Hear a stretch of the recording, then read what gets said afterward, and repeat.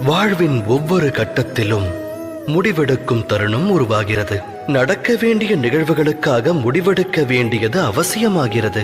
அந்த முடிவும் தன்னுடைய தன்மையை வெளிப்படுத்துகிறது. மானிடர் தம் வாழ்வில் எடுக்கும் முடிவு 2 விளைவுகளை விளைவிக்கும். நன்மையையும் உருவாக்கும், அது தீமையையும் வாரி வழங்கும். அது வேறொருக்கும் சக்தி படைத்தது. இன்னல் ஒன்று தோன்றுகையில் மனமானது சஞ்சலம் அடைகிறது. வேதனை மனதை வியாபிக்கிறது.